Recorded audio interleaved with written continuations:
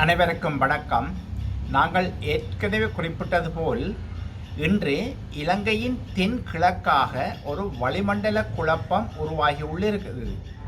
இதன் காரணத்தினால் இலங்கையின் அநேகமான பிரதேசங்கள் மேகமூட்டமாக காணப்படும். சில இடங்களில் மழை அல்லது இடியுடன் கூடிய மழை காணப்படும். முக்கியமாக வடக்கு, வடமேற்கு, மத்திய, மேற்கு, சப்ரகமுவ, ஊவா மற்றும் தெற்கு மாகாணங்களின் சில பகுதிகளில் 100 மில்லிமீட்டர் மழைவீழ்ச்சிக்கும் அதிகமான மழைவீழ்ச்சி பதிவு செய்யப்படலாம் எனவும் எதிர்பார்க்கப்படுகின்றது.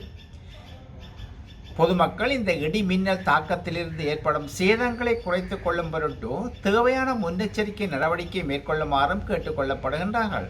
கடற்பிராந்தியங்களை பொறுத்தவரையில் இலங்கையின் தென்கிழக்காக உருவாகியிருக்கின்ற இந்த வளிமண்டல குழப்பம் காரணமாக மீனவர் சமூகம் மற்றும் கடல்சார் தொழிலாளர்கள் தமது கடல் நடவடிக்கையின் போது இலங்கையின் தென்கிழக்கு கடல் பிராந்தியங்களில் மிகவும் அவதானமாக செயற்படுமாறு கேட்டுக்கொள்ளப்படுகின்றார்கள். இலங்கை தீவை சுற்றியுள்ள கடல் பிராந்தியங்கள் பலவற்றிலும் மழை அல்லது இடியுடன் கூடிய மழை காணப்படும். முக்கியமாக காலி முதல் மாத்தறை, அம்பாத்தோட்டை ஊடான பொத்துவில் வரையான கடல் பிராந்தியங்களில் மழை அல்லது இடியுடன் கூடிய மழை காணப்படும். கடல் பிராந்தியங்களில் காற்றின் வேகமானது மணித்தியாலத்துக்கு 25 கிலோமீட்டர் முதல் 35 கிலோமீட்டர் வரையான வேகத்தில் தென் மேற்கு திசையிலிருந்து காற்று வீசும்.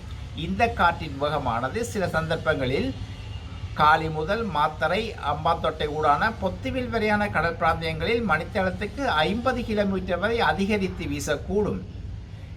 கடல் பிராந்தியங்கள் சற்று கொந்தளிப்பாக காணப்படுவதுடன் காலி முதல் மாத்தறை, அம்பாந்தோட்டை ஊடான பொத்துவில் வரையான கடல் பிராந்தியங்கள் சற்று அதிகமான கொந்தளிப்பாக காணப்படும் எனவும் இன்று வெளியிடப்பட்ட வானிலை அறிக்கையில் தெரிவிக்கப்பட்டுள்ளது. நன்றி.